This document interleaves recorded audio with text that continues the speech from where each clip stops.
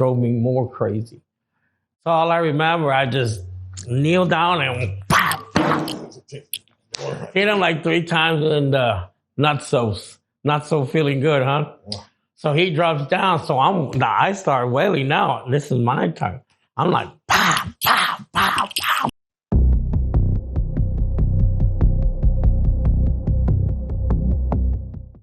Prison Stories 101. Man, we have a pleasure, honor to have Oscar Ramos on the couch. And I will say this, man, you are the first Hispanic on the couch. Yes, you are the first one. So as I've been doing these stories, I have a lot of people, I do a lot of black people. I've done a white guy or so. I did a white female. But a lot of the comments have always said, hey, man, can you get the Latino side of things and go from there? So you are the first one. So thank you first and foremost for coming. No, thank you for letting me be here, If you don't mind, reintroduce yourself and let us know how much time did you serve overall? Oscar Ramos, by the way, I started in 97. In and out of prison. Yeah. So, and the only reason I say prison is because I never wanted to take upon to do or accept the probation stuff. Because I know the way I was back in the day. And I was afraid, like I said, the state jail and then the TDC and so forth. I knew what was the use for me or the point for me, my mentality back then, to accept probation if I knew I was going to fuck up. So I rather take time. Yeah. And I remember the last time that I fucked up in 2004, I was still doing the same thing and said, just give me time. I don't want to mess around with probation. Can I ask you real quick, do you suggest that other people who get hit with the option of either doing the time or taking probation, what would you say to those as far as which option they should go with? I mean, I'm going to be honest, to each to their own, right? Because I figured when I did my time with the TDC and state jail and stuff like that, I figured like, if I did that shit, let me go ahead and do this one, that nickel, that 5, whatever, But obviously, my last time in 2004, they hit me with a 15. And I was like, oh, okay, hold on. Hold on, Joe. I don't want to mess with that one yet. So I had a court-appointed lawyer, and they ended up talking it down, Yeah. And I said, look, it's like everybody else. I'm not a bad person. I just made a mistake. But those mistakes carry you, behind bars and whatnot. And I'll held up my side of the story, because if I did the crime, what that goes. Yeah, you got to do the time. Yes, sir. So what I want to do is I want to kind of get an idea of, who Oscar Ramos is. Did you have any nicknames coming up or anything like that? Bro, my nickname, I think since I was born, my nickname was Chino, like Asian Chino. Oh, yeah. And that stuck to me for a while, and even through my family. Did anyone mistake you for Asian? Anyone? Oh, my Lord. Tell me when not that happened. I mean, restaurants, outside restaurants, they come and talk to me in their language. Oh, wow. Korean, Chinese, Cambodian, Filipino, you name it, bro. You name it. Do you have any Indonesian in your family? Any Asian in your family? There you go. I gotta ask. I'm just curious. Somewhere down the line. But no, I don't. My freaking uncle would say, hey, man, you got found behind the dumpster, bro. And I go, shut the fuck up, man. But that was my uncle, bro. Yeah. No, again, we're about to have a conversation in which, of course, to go into the prison system in 97, man, that's a whole different world that a lot of people don't know of. But before we get to that point, we got to see how we got here. So what I like to do is I like to talk about the when, where, the how, the what, and the whys. So let's go ahead and start with the what. What was the charge that you caught? And I think it's multiple different circumstances that happened. Yeah. But speak on, I guess, the first one and take us through the other charges that led up to more time, if you don't mind. Drugs, selling, whatnot. Yeah. Not doing, but yeah. Okay. Were you at a level of kingpin, underboss? Were you just just on the streets, just hustling, or just making my own, making my own name, making my own, money and whatnot. To get caught for that, most people who do that, they sometimes they're just going day to day. They don't have an out. Was it a situation where you just got caught in a life and got sloppy, or did someone rat on you? Was it? What was the mistake that happened? I think it was the sloppiness. Yeah. Yeah. That this is your first time getting arrested for something big. Yeah. Yeah. Okay. What is, I know everyone does like little jail time, here and there. Yeah. It's like first time offenders get a slap in the hand. Yeah. You know how that goes, especially in Dallas. Yes. And then it all depends in what area you live, what country, what state, whatever, so, but mainly all Texas, That first situation, how much time did you chose to do the time on that one versus anything else? How much time did you do on that first go around? Roughly a year and 4 months, 2 months. Okay, not too crazy. And I can't remember the damn number. Like other people know their number, I do remember for 99, I don't want to step forward, no, please. But for 97, I don't remember. For 99, I can only remember 901. That's all. The last three. The first ones. The first, okay. 901, the first ones. And I believe those are from the late 90s. So just so we can have an idea, when did you go in as far as 97, and when was the last time to get out? I think it was just like a domino, bro. And I say that I was a fuck up, and I don't mean just like I just didn't have a care for whatever I was doing. I was wild and out of control, basically. Yeah. I drank. I did a little here and there, but just taking back like that. Like I said, I don't remember numbers from 97, but I do remember. When was the last time you got out? When did you get out? The last time you've been? 11. 2011? Okay. Yeah. The other, I believe 2 times you went in. Yeah. What were those situations for? The 99 DWI. I didn't want to take probation. I knew that 5 years at that time was, to me, too long to be, even though I wanted so bad, but I think because I knew myself that was not possible. So, time was given to me. You do that time, and then for the third time, is it the same thing, DWI, or is it something different? Yes, sir. Oh, wow. It's just, let me put this out there. Being gone 2 months, 3 months, a year, 10 years, whatever, how many years you're gone, you're gone. Yeah. You're gone out of society.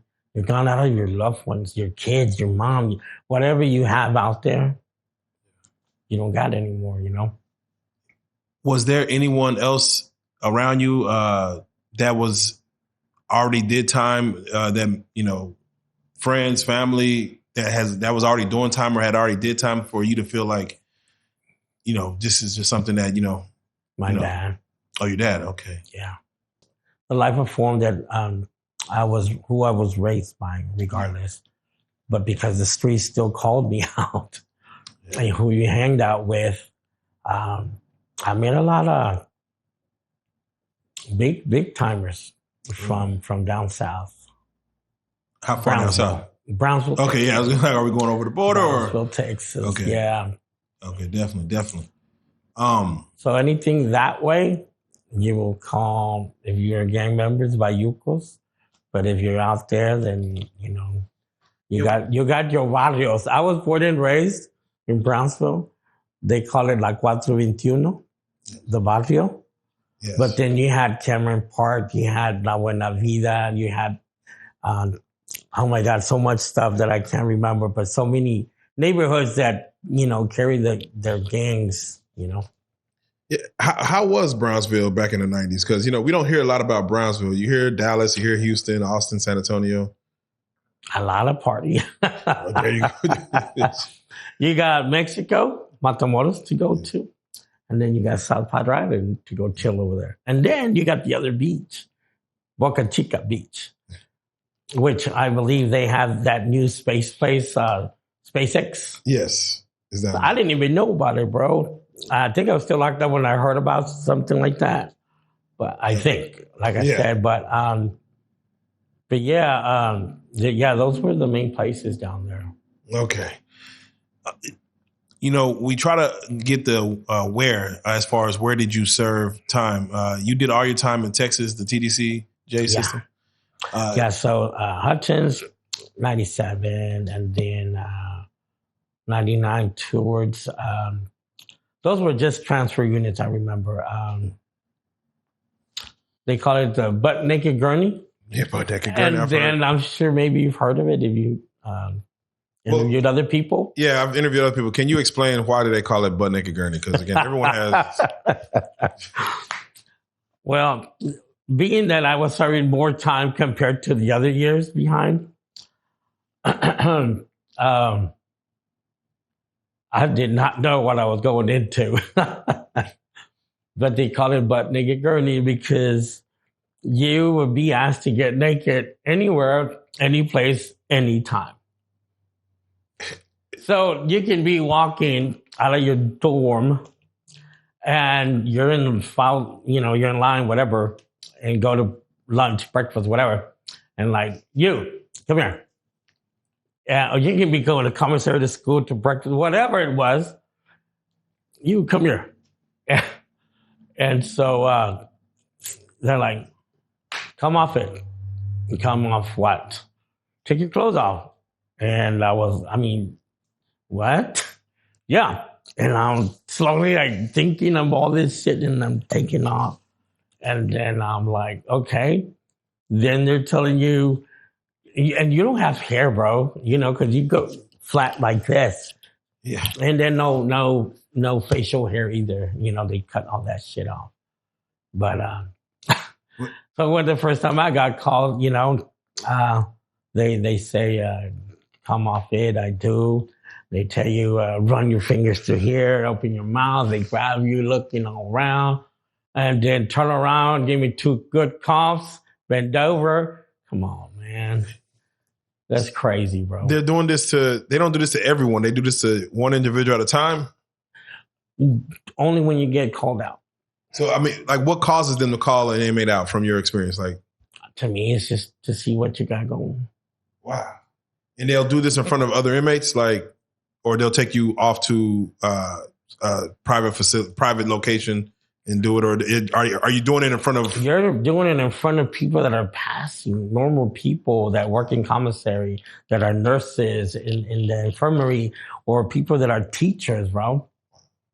They're just showing it all off. Yeah, why do you feel the guards do that? And why? What is your thought process? Why? I don't know. That was their training. As I went into the system, months that go by, because I worked out in the fields. I carried my cross. One says, I worked hard out there. And the fields was no joke, cutting grass with the fucking agging. If you leave a rabbit trail, meaning if you're in line and you leave some grass, fucking guards make you go way back again and start hitting it. And even though that already the grass has been, cut down, whatever rabbit trail, whoever gets on that trail, well, you better cut it right, Wow. And shit like that. How much time were you? Is a day? At that time was the 3-year sentence. How much time are you out there in the fields working? From what time to what time? So you wake up at 4:30 roughly, I'm thinking, and you just wait. till you get called for breakfast. But you got to be awake at least so you won't miss your breakfast. And then after that, you're out there in the cold or hot, waiting, till you get put in that wagon. Or sometimes it was just across the street. You would walk a good walk and then go out there. And then you'll be out there till? For basically, let's say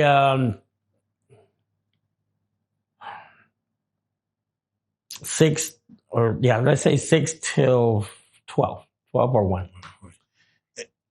Do you know why you're cutting this grass? Do you understand what that's your punishment. That's just a punishment. Yes, just your punishment. There's nothing to do. I mean, we've cut grass. When I was breaking bricks. There was a huge brick, and you're out there with a freaking hammer, just breaking it down. Breaking bricks. Yeah. I'm just curious. As you're out there, do you kind of have an understanding of what slaves went through? Do you think man, is this I think so, man. At the same time, I can understand. Give us a punishment. Yeah. But why freaking 5 hours?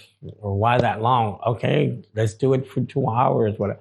Man, you had blisters. Man, I ain't gonna lie. I got blisters, and I ended up having big calluses all around my hands of doing it so long. But hey, man, and then you're not allowed to wear gloves. Wow. Have you seen someone who didn't want to cut the grass? Like I said, I'm not doing it. Yeah. What happens when someone just defies? To the shoe. At first you'll get written up, but if you continue, I think your second or third is to the shoe. To the shoe, man. Okay, all right. I don't want to jump too far into the stories yet, I'm gonna rewind it back a little bit. Go ahead. And we speak on the who. You just spoke on a little bit, but whenever you do prison time, we also look at either who was affected by your actions, meaning who on whether there's a victim in a crime, or if it's a victimless crime, who was affected in your family. Like, who did you leave behind? Oh man, I was raised by my grandparents, so they the ones that were also doing time like I was, because even though they were out here, those are the only two people that were behind me, no matter what. Did they stay in contact? Did they write, visit? Yeah. They came visit, help me out, commissary and stuff. Letter every now and then, because, they was already at their age. But again, my consequences in acting up was still out of control back in the day. So we normally end with the why. Like, whenever you have to sit in front of a judge and they give you this time and they're throwing football numbers at you, you have to kind of look at, why did my life lead up to right here? Whether it's having fun, whether just being reckless, chasing money, chasing women, the environment, no parents, peer pressure. What would you say was the why that each time you sat in front of a judge would you say, why did I get to this point? Why am I right here? I mean, I can only say I messed up, Why? Because I was not caring. There was a no why, I just didn't care. My attitude, my way of living, the chasing the women, the drinking, the partying and whatnot, You weren't worried about the consequences, or you were just... Not then. Okay. Not then. And again, like I say, I put this out there because I knew that I couldn't proceed the probation, so. How old were you when you first did that 3 years? When? What age were you? For which one? The first time you did ever? The first race. Oh, bro. Oh, my first time ever comes. I was reminded of that one. And it was just a 2-day thing. But I was caught in, I had barely arrived to this hotel, and there was a lot of everything and women and whatnot. And I had barely arrived, and I get a knock, and I think it's a friend of mine, and it's the cops. So luckily, my friend, I was 17. My friend was man enough and say, no, none of this belongs to him. He just got here, and it's true. You really just got there. Yeah. But I was trying to leave. I know, right? But the cop was like, no, where are you going? This is not my problem. He's like, no, you can't leave.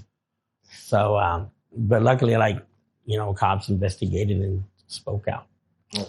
So he said, well, you can't go home, so we're going to just hit you with a trespassing. No. I got my lowrider out here. I'm talking about a nice car. I ain't going to leave no damn tow, take that away, and then me miss out. Right. He goes, sorry. Put your hands behind your back. I'm looking at my car and my homies that at least they helped me, but I'm like, so like I said, it was just 2 days, but I've been in jail in Brownsville, Mexico, South Padre Island, wow. Port Isabel, San Antonio, and then let's come to Dallas, New Highlands, the government center, Lusteric, the old Lusteric. I've been in Carrollton. I've been to Farmers Branch. I've been to Louisville, Denton. God, man. What are most of these for? Just warrants or is it dreams? Just the stupid shit that I created. How was Mexico jail? Oh man. You got to know someone to be good. So luckily I knew someone. Okay. Jeez. But if you don't and you're an asshole, then yeah, the shit goes down there. Oh, I can't even imagine. So easy, man. I mean, they make you, from friends that I've been there, they do stuff that they're in the movies where they just take off your fingernail. Are they torturing? Are they making people disappear? Or a little of everything, bro. Are the guards in on it there? Or? I fought, I don't know how many times in Mexico, but because I knew the right people, nobody fucked with me. But there was times that there was a judicial, which is an officer, a cop from Mexico. Hey, you stop this fighting, da. And I'm like, hey, and I'd be in Spanish. Él empezó, meaning he started it. He goes, no, you too. Hey, no, wait. I got $100. I got $200. And then he goes, let me see. In Spanish. A ver. So that was my ticket. keep some money on you when in Mexico. All right. Each of those times you went, you had court-appointed lawyers as far as to fight your case for you, or did you have any lawyers? The first time, no. The second, yes, and the last, no. It was a court-appointed. Oh man, what are your thoughts on court-appointed lawyers versus hiring a lawyer to do the work? Excuse me. I don't know. To me, it was a cheap learning lawyer that he's got to make a name for himself in order to get up there. That's what I believe. And a lawyer that already exists, from me seeing and learning, I think they all work together. The system is planned and made to squeeze all the money out of you, whatever they can. That's what I believe. So if you have a ticket and you don't want to go to jail for 7 months, 3 months, whatever, and that ticket is $10,000, I believe they say, pay it up in payments and everybody get a little bit of the pie they receive, Yes. Okay. So your first day in, did you have anybody already in jail did anyone already give you a game as far as what prison would be like? Did you kind of have a knowledge of what it may be like? I was always, there's only, I would always get into fights,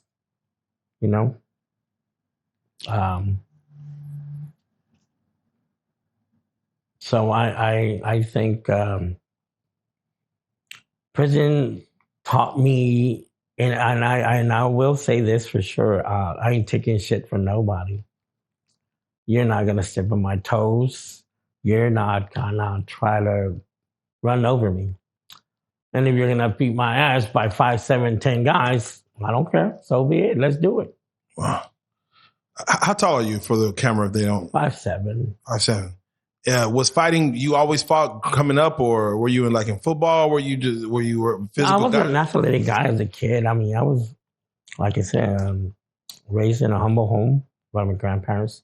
But I think it's what I saw, the hood, I would hang with males that were 10 years already older than me. How long was it till you had your first fight? Going in 97, yeah. And what unit were you on that? The butt naked journey. Oh, yeah. And so, yeah. Some dude, and I was there maybe a week. My family didn't know where the fuck I got transferred to, whatever, from doing time for that in Denton. And some dude, man, I don't know why or what, would throw some signs. And I was like, what the fuck does that mean? And until one in the mornings, I think 2, 3, 4 days passed. He would just toss my fucking food like a damn dog, and it would land on me or land on outside my tray.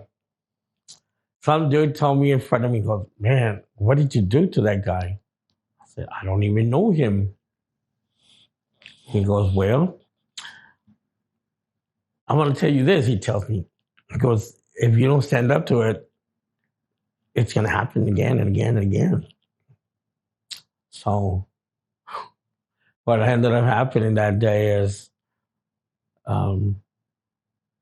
I don't know, like I said, 3rd, 4th time, somewhere there. He tossed the food in the morning again, eggs. And I love eggs, man. It only happens once a week. Boom, it lands right in front of me and falls down. And people are like, hey, man, go, move. So I fucking grabbed the tray and kind of like a frisbee over the counter. Wow. He didn't miss. He go, ¿Qué puto? It just started. And I come around, he comes around.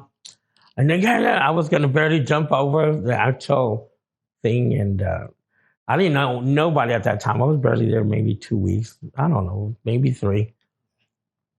But that was my first fight. That's pretty quick. How many fights would you say you had overall throughout your time in prison? If you were to count them.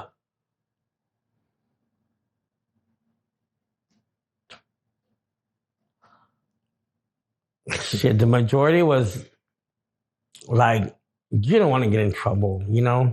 But you also don't want to be disrespected. Yeah. So there was showers where picket fence won't see. There was corners inside the dorm for that goddamn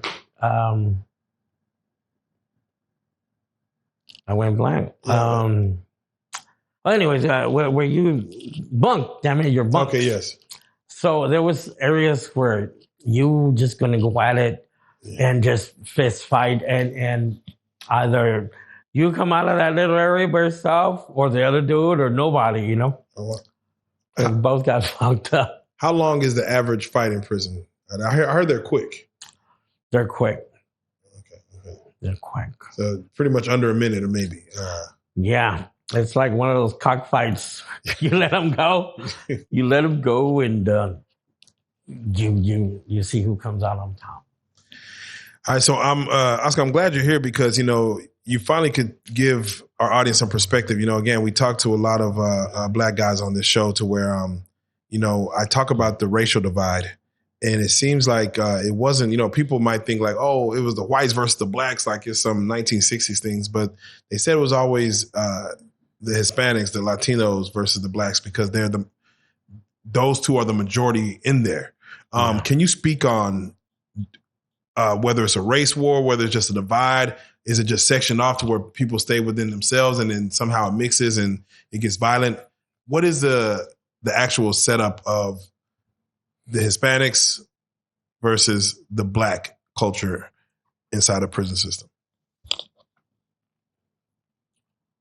I don't know, but it's true that Blacks and Hispanics are more in there. You know, the majority. The time that I was there, I mean, fights can break out with a big ass soap made in a sock, or dominoes in a sock, or a shank, or a jackback, or a roast beef inside the sock. Back in those days, they still sell the cans. They don't sell that shit no more. They sell pouches. But back in the day, you put that stuff on you knock somebody out badly. Or you'll use the lid also from Jack Mac or something and just put tape or something around it and use that sharp area, cut someone's throat or body, whatever. Did you see the violence in prison? And if so, what type of violence did you see? On an extreme level? A lot of fights, disrespecting, TV-wise, your area, And it is true. People intend to, Black or Hispanics, say, I'm taking over this TV, you can have that TV. And then whites are like, we're fucked, Yeah. Did you have any issues with the whites? Did anyone around you have issues with the Aryan Nation, anything like that? I saw a lot of them, in there and whatnot, but we kept it cool and whatnot, so. But my fights were always because someone's either trying to step my toes or disrespect me. And I'm the type of person that was the word bitch or fuck you and da da da da. It was, let's fight. Let's do this. Yeah, they say you can't call someone technically a bitch no. in prison. Like just doing that, just even saying it in a sentence that you not even meaning as bad of a disrespect that you're saying. I mean, if you're playing around, because there's playing around. Say, oh, you fucking bitch, da da da. But if it's to where it's a fight or to create the fight going, yeah, they'll use that word and they got you. Oh, and then to Latinos, guess what the word is? It's chinga tu madre. Chinga. Have you ever heard that shit? Oh yeah, fuck your brother. Come on. Yeah. So that get us going too. Man. Your fights was normally within your own race, or were you fighting outside your race? Anybody and everyone that disrespected me. I fought whites, Hispanics, Blacks. Do you remember your worst fight? And if so, can you walk us through what you feel was your worst fight? Hardest fight or anything of that nature?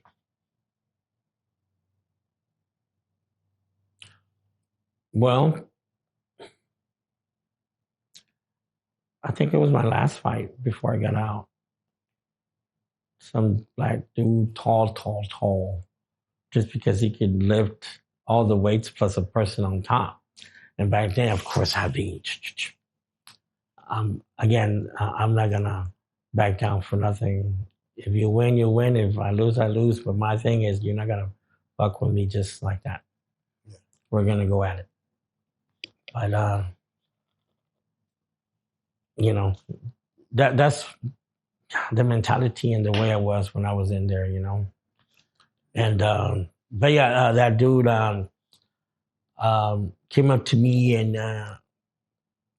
just because he was tall and he grabbed me and goes, fuck you, motherfucker. What the fuck you think you're going to do?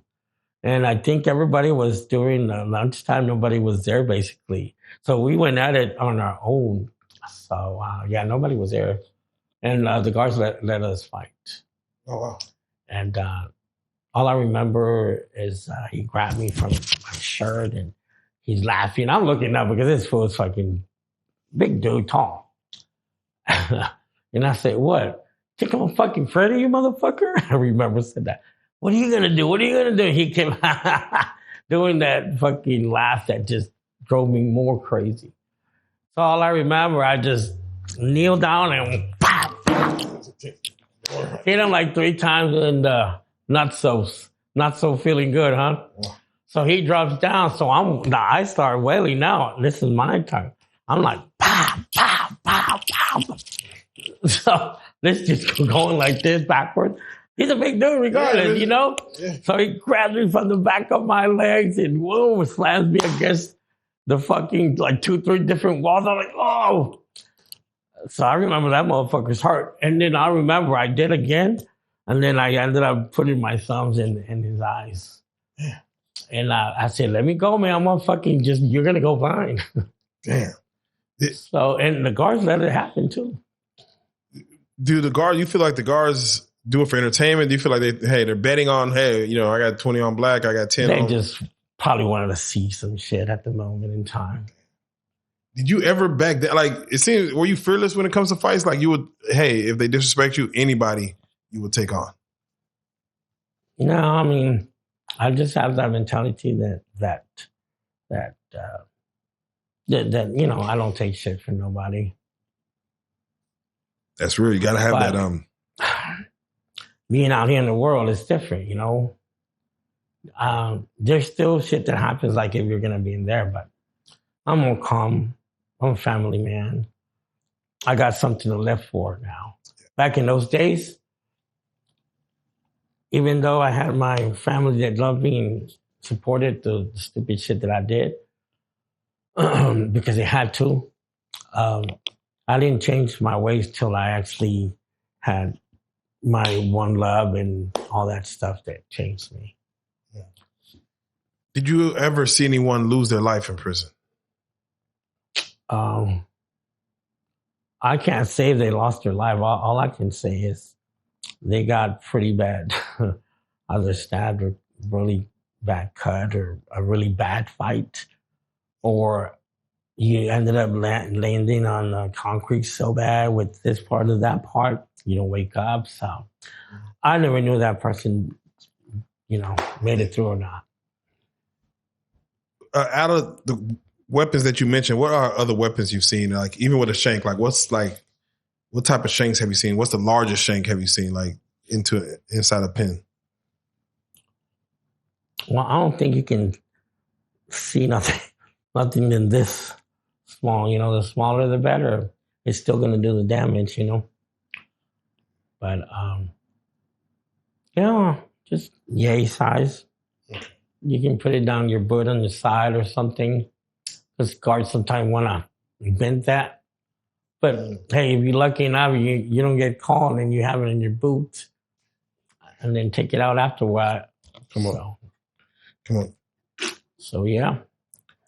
Now, there's something that we were speaking on. Like, you had brought some things to my mind that, you know, again, you did time in 97. This is a lot of guys, you know, are doing 2010s and stuff like that. So a lot of things were different back then. Yeah. Like I said, the food-wise, what it came in, toothbrushes. There were the long toothbrushes. They give you toothbrushes? Well, there were the long toothbrushes, but they would break them as low as they can get it possible because they can be used as shanks. Mm. So when you would go to commissary, whatever, you want a toothbrush, that toothbrush is going to be broken to this size. And, well, it's hard to reach your back teeth and whatnot. I'm telling you. But yeah, Jack bags, canned foods. Yeah, my last rodeo, how they say, I was like, they sell pouches now? What the fuck? What happened to the cans? The cans taste better compared to the pouches. But yeah. For prisoner safety, I guess. You were mentioning something as simple as visitation and like the glass walls, which of course anybody who watched the compare to now, compared to now, yeah, that's like a thing of the past, man. It's get on a phone with your loved ones and talk to them through the glass. And I remember telling my lady when nobody was around, baby, show me your boobs. Yeah. And they could do it and no one would see. Yeah, because there was no camera in that area back in the day, bro. You know, it's funny, but you know, Yeah. But yeah, things like that, you know. But yeah, it was awesome to be able to see your loved ones, you know. Yeah. And then I know this happens all the time. Back then, of course, you got a friend of a friend, but yet you're on this side of the phone, and then your homeboy is like, "Hey, well, what's your homeboy?" And then you know you're doing all this shit trying to mac on this other girl, you know, while you're talking to, let's say, his sister or some shit, you know, your mom. Yeah. So yeah. How is it now with visitation? Is it just the glass is not a thing that's just out in the open now? I think you could just sit there with your loved ones now, I guess, without having between the glass. I'm assuming. I don't know.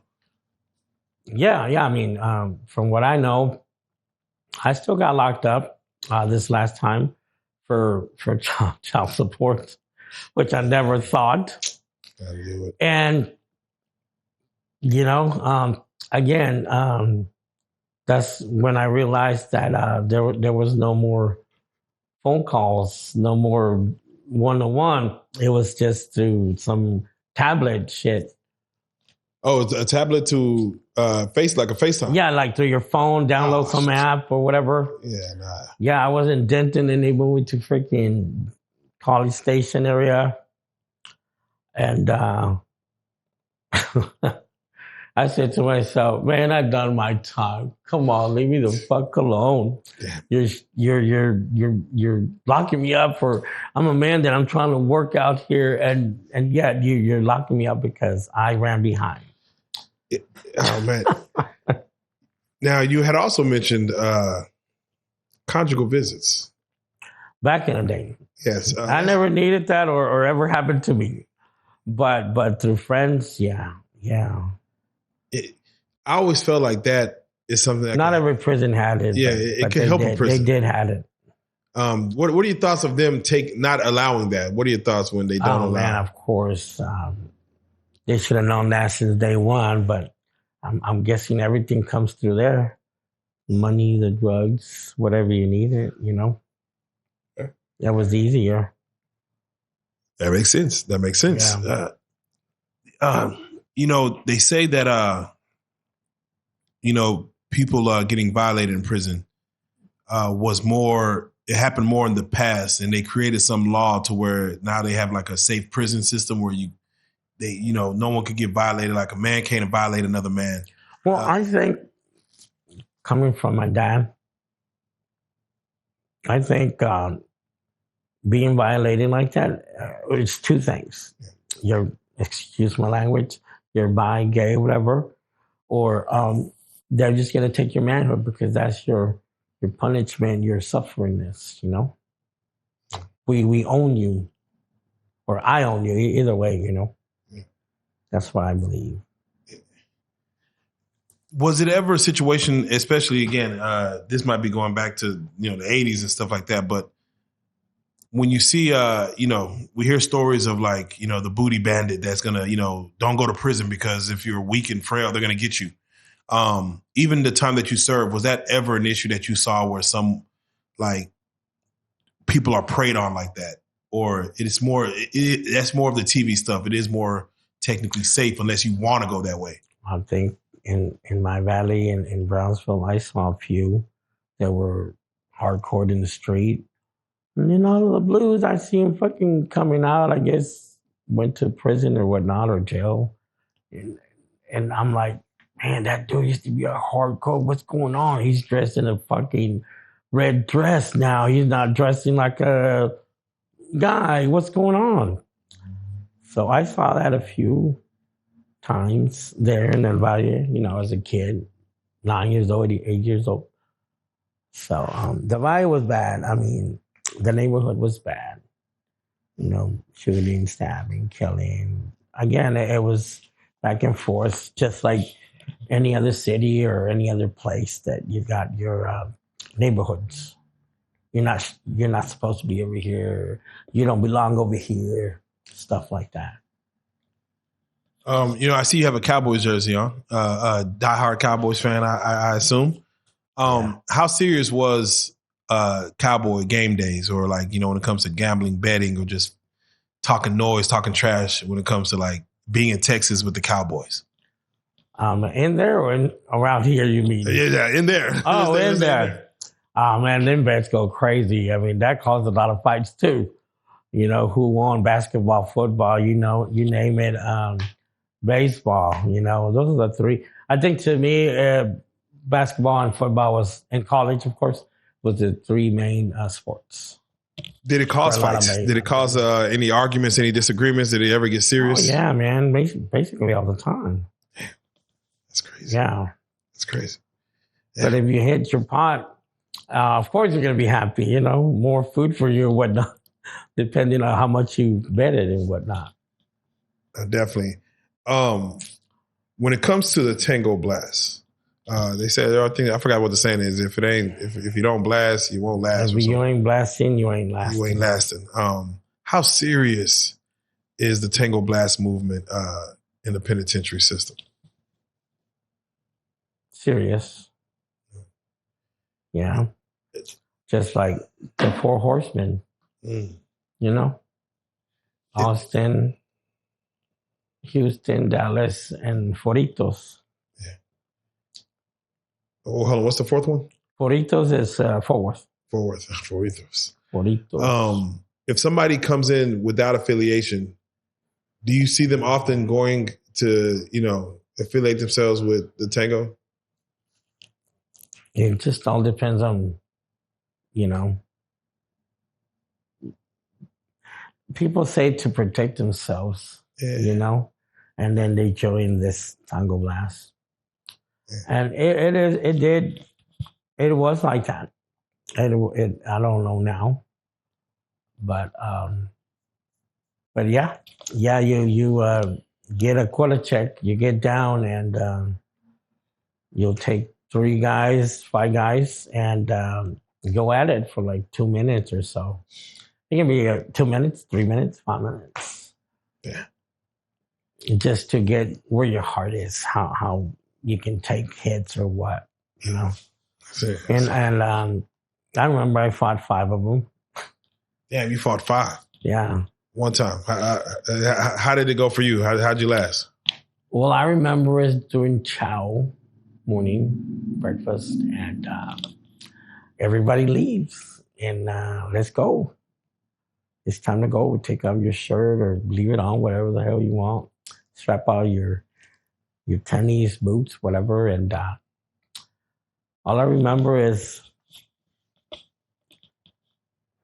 hitting the first 2 dudes real good, and then the rest are hitting me, and I'm still trying to wail on them and whatnot. But yeah, it lasted 2-3 minutes, and I'm going at it. And I remember I knocked one down, and I know I'm still got more on me and whatnot. So, but yeah. Oof. When it comes to tattoos, did you get any tattoos in prison? Yeah. Did you give any tattoos? Were you a tattoo artist? Yes, I became a tattoo artist through a friend of mine. Okay. Yeah. Please, because everybody has a different method of the way tattoos are made. What was your method of the gun, the ink? How did you do it? Well, you use a wire brush, and then you use a relay. If you work maintenance, everything was good. If you work vocational school, which I did too, I was, they call it teacher's pet. So I had access to anything, you know? Yeah. And, but yeah, a relay, and of course a cord, ground and whatnot. You use a pen, you got to knock out the little ball pin on the front. Yeah. And then straighten out that wire brush, sharpen it up, make your own ink, all that stuff.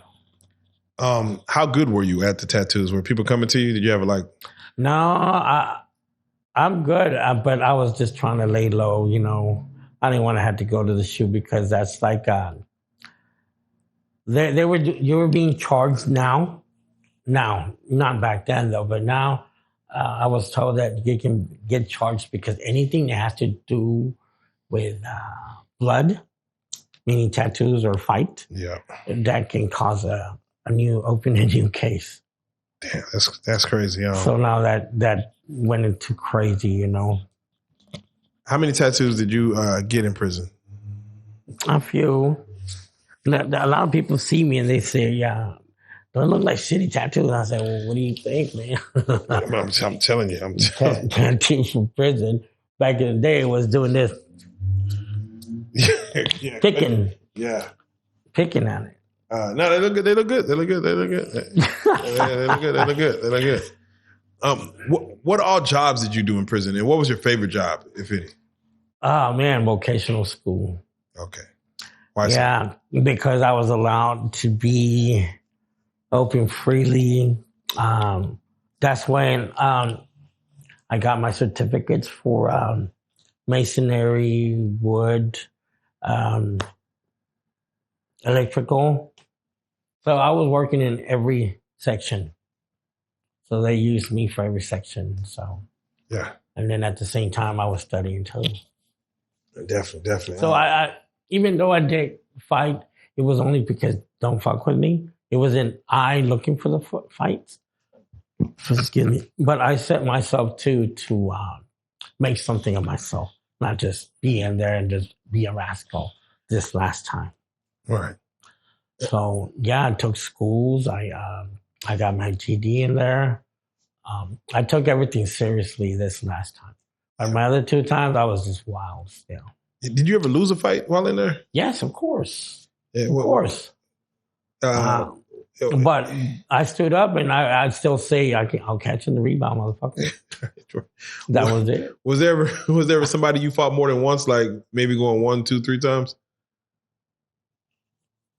No. Okay. No, I don't think so.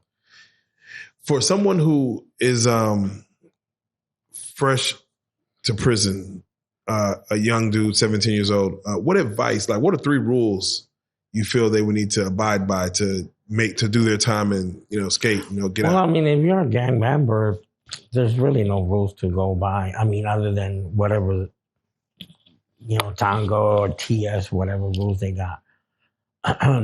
But if you're fresh and you're you got a 10, 20-year piece, 2 things. Either you do them on your own or you end up, coming together with somebody in the gang area.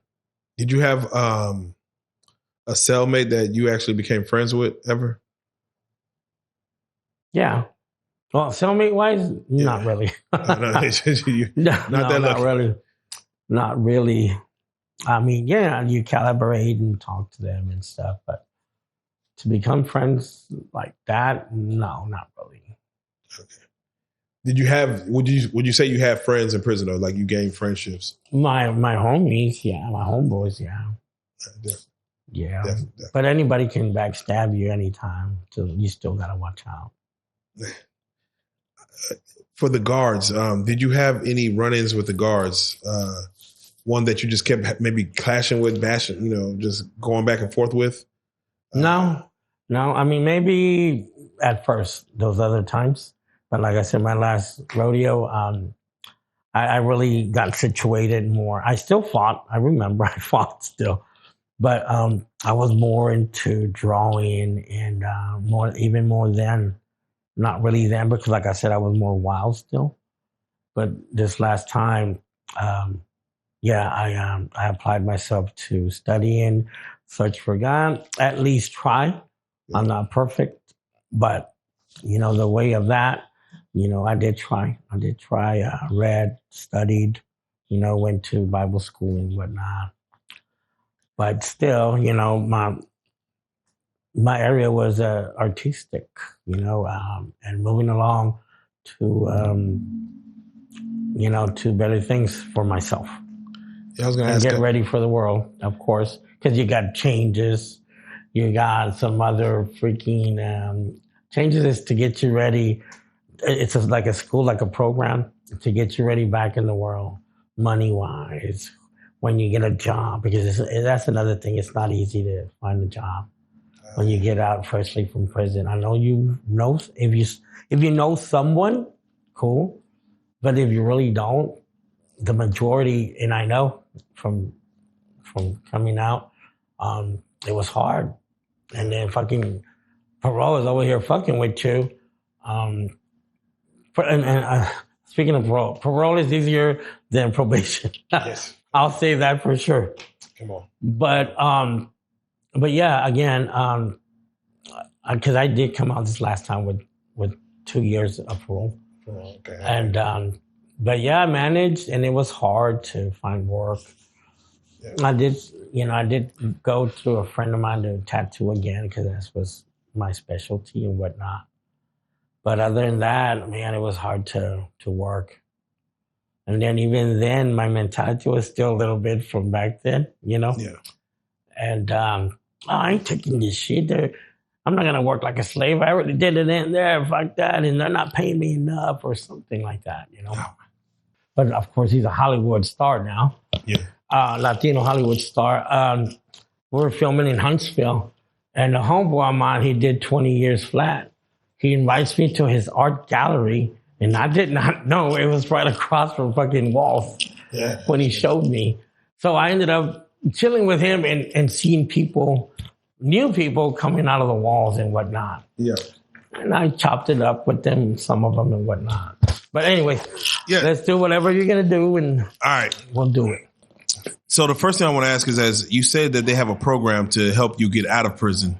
Does that program work? Does it help to transition you from being incarcerated to getting back to normal life? Well, like that thing changes and some other programs, it helps, But I think if you already, like I said, back in my days before this last time, excuse me, it was just, I didn't care. I didn't care what it was. I didn't care what was going on around me. I just want to live my life and do whatever I wanted. Yeah. But this last time, I took it serious, like I said. I took GED, I took classes, I took vocational school. I didn't waste my time.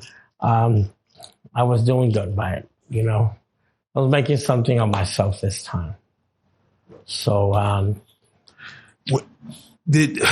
for those, because you had to get paroled, right? I mean, you went in front of a parole board. Yeah, that's another thing. If you don't take that, you don't make parole.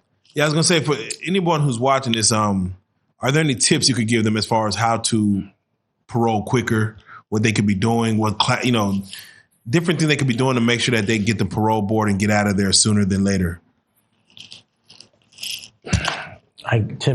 For me, I mean, I can't give tips, to each of their own. But for me, this last ride, almost 6 years on that 10. Yeah. I don't know. I just took everything I could because I got denied parole 4 times. And I thought I was going to make parole my first time. 4 times. So by then, I gave up on believing that I'm going to make parole. So now my mindset was take schools because maybe that's what I need. Okay. And nobody's going to tell you really, other than other inmates, taking, bro, it's going to help you. It's going to help you, for parole. I said, I'm just taking it for me. So whenever I do get out, if I have to do all my 10 or whatever it was, I'll be ready for me, for myself. Do you feel it was because of the fighting that you were not getting qualified for parole? Do you feel like, what do you feel it was about? No, my fights, maybe 2 or 3 out of my whole time being locked up, I got caught and I got sent to the SHU for a few weeks. But other than that, like I said, I was always cautious. If I'm going to fight in the freaking court, in the yard, make a circle. Let's do this shit quick. Yeah. Nobody gets caught and you distracted me or whatever. Let's do it. In the corner, by the shower, something where the camera was not watching. Yeah. That was me. I mean, don't get me wrong. That fight that happened in the chow, that was not controllable after when he threw that damn egg and fell out of my tray and I went at it. Yeah, no, a fight in the shower sounds wild. It just sounds crazy. You know, it is what it is because no camera was in that area, and I would assume, and it's dangerous too because you got the corners, the shower heads, whatnot, and slam that dude's face in there, whatever. So, can you take us through like your first day out? As far as the last time you went, who was there to receive you? Where did you go stay? You know, because this was a longer bid. You did 10 years of that, or how many? Well, six. You did six of that. Who took you in? What was your game plan once you got out? Man, I wish I could tell you all this story, how this happened, how everything really changed for me. You know, I ended up meeting this girl through my mother that we really didn't relate. I'm sorry, but it's true. But I met this woman. I met 4 different women because I know it's so long, man. I have a big ass story, but because of that reason, you're not allowed to write nobody. Not like it was back then. So you can't write inmate to inmate or inmate to another girl, nothing. Back in the day, you were allowed to write to anybody in TDC or even jail. That was easy. Just write a kite, take your time, make that fucking, do the time, don't let time do you. Yeah. Right? Find things to do. Yeah. This time, there was no fine things to do. It was a lot of working out and apply yourself to, you know, the schools and whatnot, you know, to better yourself. But I did meet someone and she was behind me 100%. And I told her, like, I can't believe I found my angel. You know, I found someone to change my life while I was still in there. Yeah. So that woman, from 2008 to 11, she was by my side. Yeah. Yeah. And she would write to me 3 letters of the day. Well, it started with 1 letter, but we got serious. Oh, yeah. And I did not know how this happened, but it happened.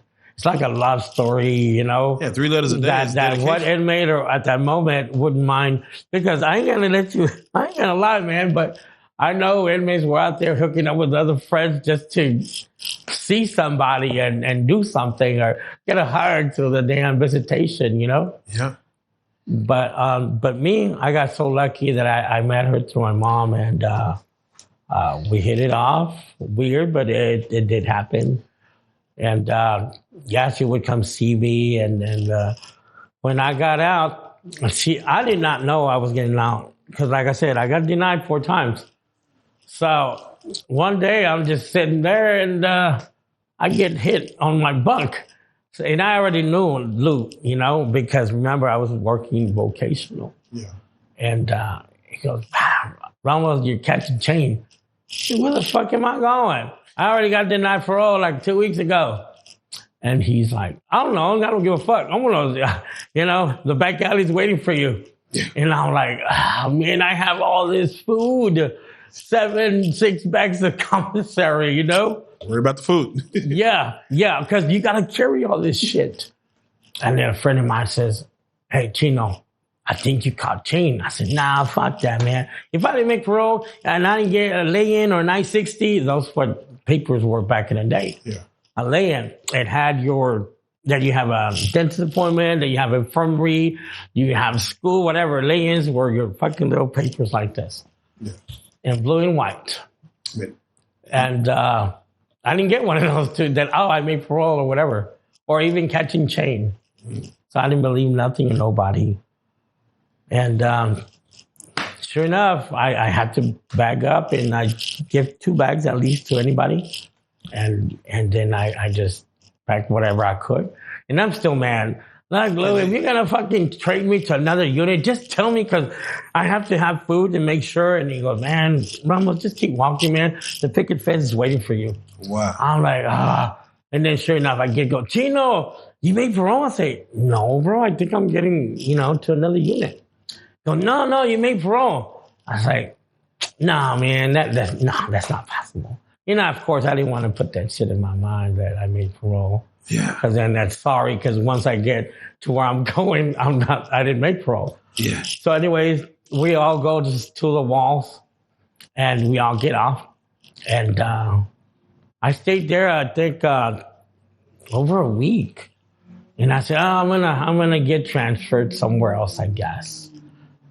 And sure enough, one morning for chow, I think it was a Wednesday because I think I got, or a Thursday. Yeah. I can't remember the actual date, right?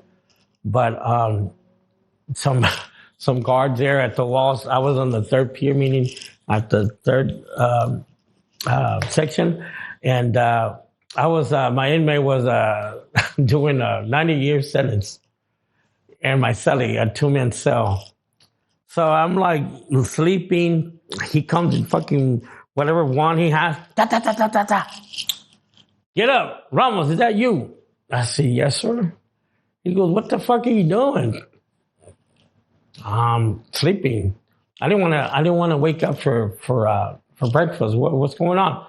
He says, get the fuck out, man. You just caught Ching. You're going home. I was like, what? Man, I was on the top bunk. I just literally jumped out. Yeah, gone. And my cellie, like I said, he had a 90-year sentence. He goes, hey, Cellie, congrats, bro. You made parole. I said, I guess. He goes, you can have all my shit.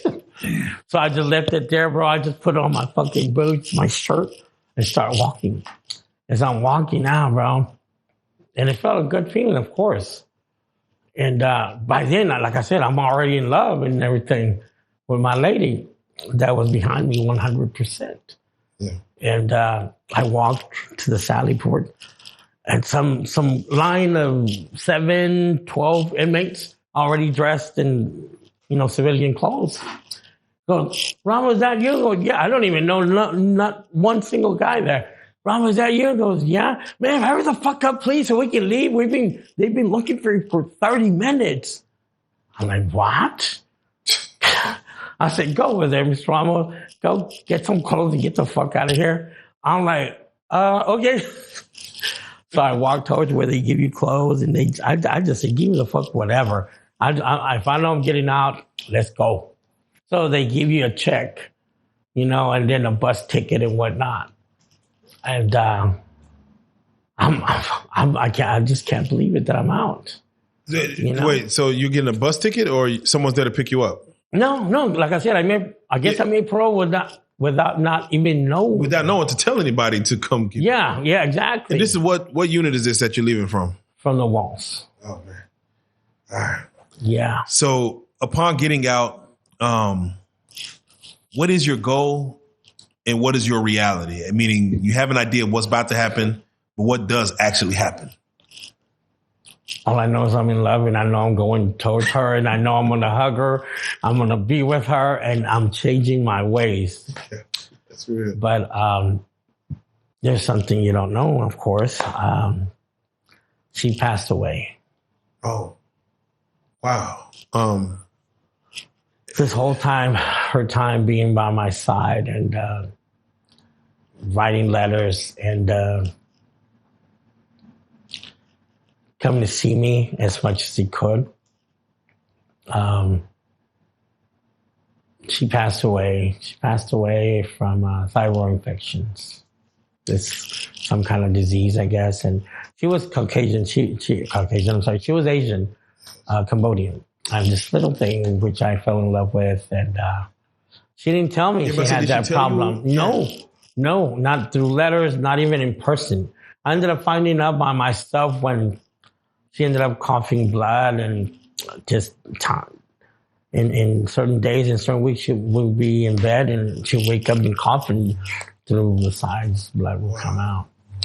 And she didn't want to tell me that she had. I didn't even investigate to find out, but I would tell her what's going on.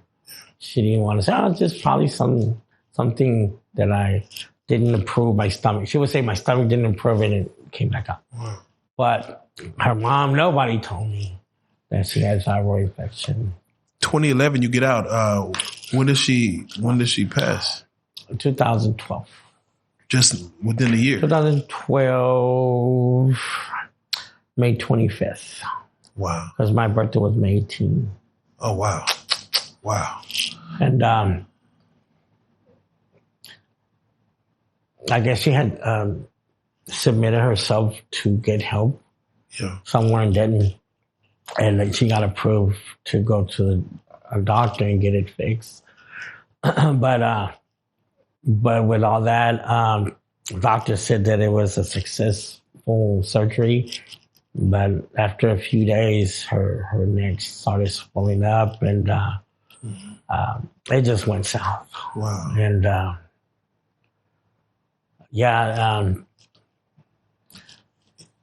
I lost her. You know, it's interesting because I asked, what were your goals versus what was your reality?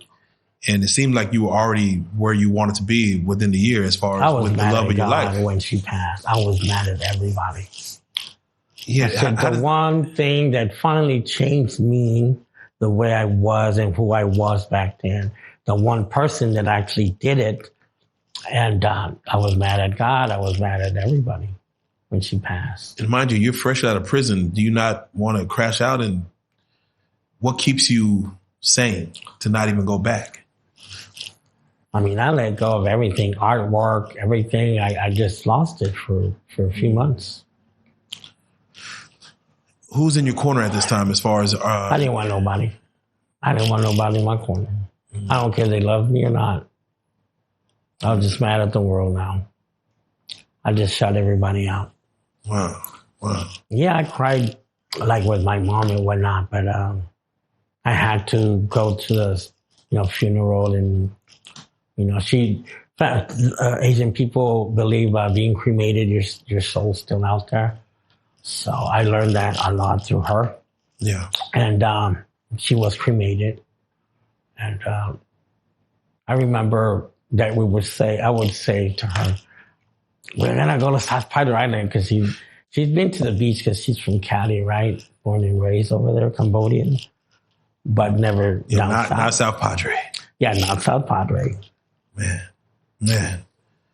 No, definitely condolences in regards. That's a hard way to build up to that, and then to lose somebody without the knowledge of your last time is your last time. And again, condolences. But I do want to ask, as far as the success that you've obtained outside of that, to be able to, get into the movies, where does that come from? Is that a chance meeting with someone? Is that just motivation, being in Dallas, being in Texas, that you just said, let me do something different? Yeah, the thought was not even in my mind or anything. In 2016, I get a call through a friend of mine. He's a retired Navy and retired officer. And he knows that I'm a tattoo artist and stuff. And he calls me up and says, Oscar, what are you doing today? I said, nothing. What's up? And I know he's in movies like New Orleans, NCIS and whatnot. He's in a lot of different stuff. Yeah. He goes, hey, man, I got a show that they asked me if I know anybody tattooed up and they can look mean and whatnot. I said, okay, shoot. He goes, it's Queen of the South. I said, what? Immediately I said, put me in whatever you got to do. Sean, please put me in. And he gave me his email and his phone number, and I texted him that night. And I get an email from that guy, the producer. Look, sign through this cast and do this and do this. And I did. And then I text him again, done. He goes, okay, I'll see you tomorrow. That's all. Oh. So there was not really an audition or anything. So it was all background regardless, right? And I've never seen such a big studio before, huge production. And I did background. And I'm like, man, they're calling me without me even submitting anymore. Hey, we need you for the scene now. And then, man, I started meeting the actors, the production, the crew. So now I'm like in. Like I was, I want to say somewhere in March to July. Yeah. I was filming almost every I'd be off a week and then go back for the whole week, 2 weeks, 3 weeks, and then again off for 3 days, come back. Yeah. So I got utilized for background acting. I did 2 supporting acting roles. And then I ended up doing some PA and stand-in for Pote. One of the main characters. Oh, wow. Hemke. I love Queen of the South, man. When that came to Dallas, and I was just watching, season 1, I was just hooked. If they were to go even find you, I'm just curious, what episode would you probably be in? What season? Season 3. Season 3. Quite a few episodes. Quite a few. Okay. Yeah, man. Yeah. And then from there, I mean, I said, wow, I want to continue doing this. So then I ended up auditioning for this show called Yankee Hustle. And I remember when I went for the audition, I said, I can play this shit. I mean, I was the real deal back then outside in the world. The producer says, Oscar, I want you to read me these lines. I've never done that. I said, the ones that are highlighted? He goes, yeah.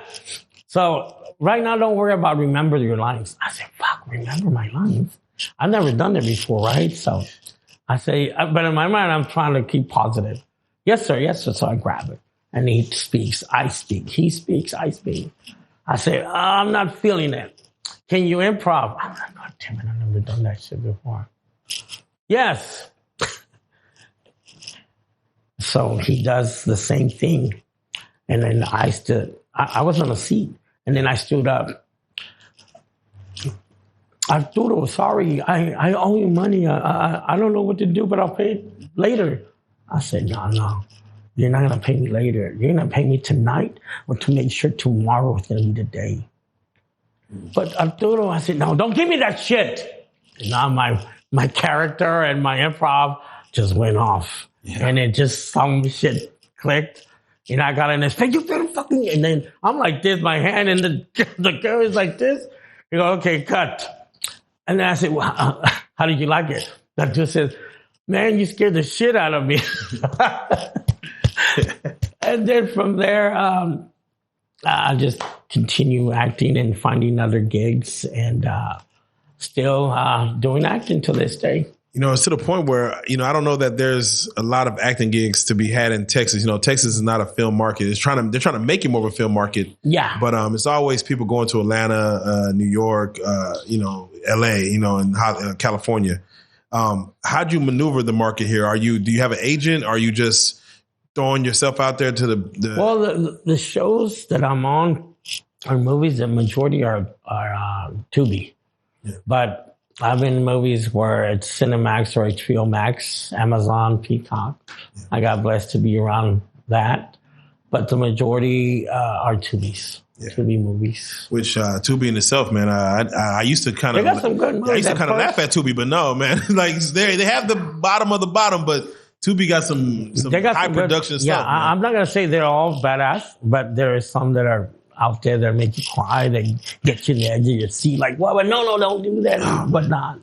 But I got a few out there that some people still say, Dan, did you really cry for that part? Yeah. I said, yeah. Wow, you can make yourself cry on command? It was a short skit.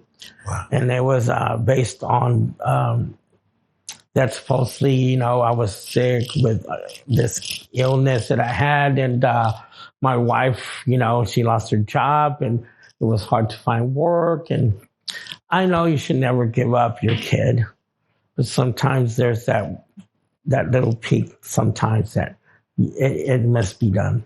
So she has to give him up for adoption to someone that can take care of it. So then, because of my illness and whatnot, it was not going to happen. Mm. But yeah, I cry and powerful. So some people go, yeah, power. Hey, Oscar worthy, man. Tom Cruise. Well, go ahead. No, I was just gonna say, in the film industry, you still have a lot to learn regardless. There's always something to learn behind the camera or in front of the camera. Without question, character study is a big thing, and there's too many characters to ever say I know it all or I've learned it all. Yeah, no, there's always something. Technology, everything's always changing. We do these prison stories to not glorify prison or we're not trying to have people say, oh, I want to go do time, or this sound like it's easy. I can ride. It's an easy ride. And you're correct on that part. A lot of people lifter collars saying I did 20 and I did 13, I did 5.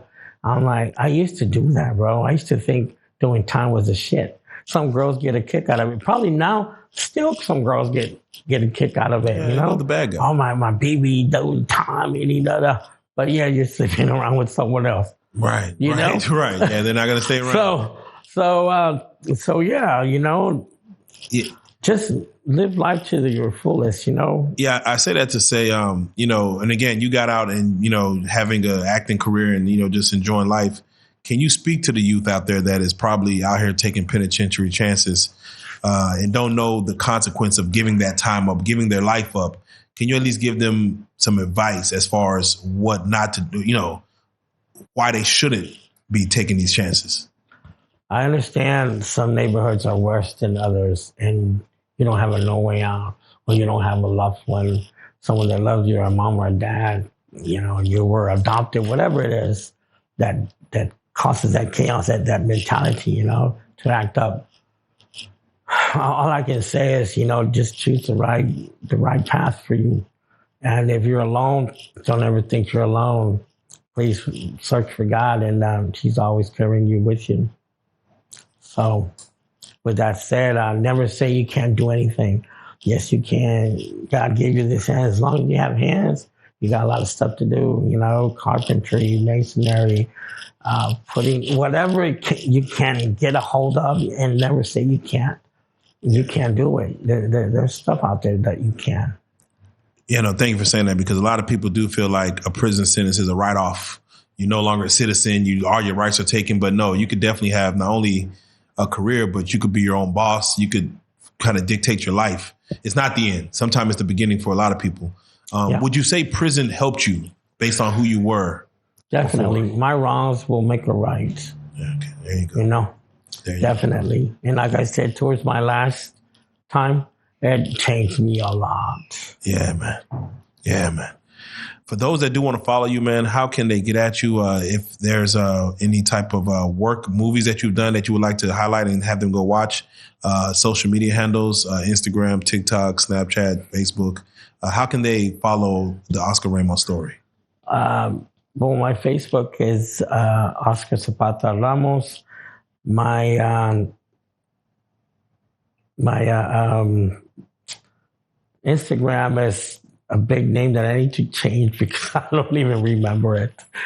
I can only remember the Facebook at the time. I'm sorry. But once you look me up or I see you, then I can, you know, follow you or direct you where you can follow me, you know. There you go. Because I need to get back to Twitter. I barely started again TikTok. Why? I don't know. I had a lot of work on there. You know, actual tattoo work that I've done in the past and the acting and whatnot. It just erased. Oh, wow. Erased, like completely. And I've asked friends or my lady or whatever hey, can you look up? Because I still have a screenshot for what my profile is. They go, no, it doesn't show anymore. It's like, what the heck happened? I will never know. But I know for a fact it's not there anymore. So I had to create another one. And I only have like one thing on there. So it's like, God, I got to start over. In time. Yes, exactly. But I'm not giving up, you know. Well, therefore, with that being said, man, I got to say it, Chino. Yes, sir. Oscar Ramos. I have to say thank you for your time. Thank you for your story. I appreciate you, man. And this is Prison Stories 101. I salute. Hasta luego.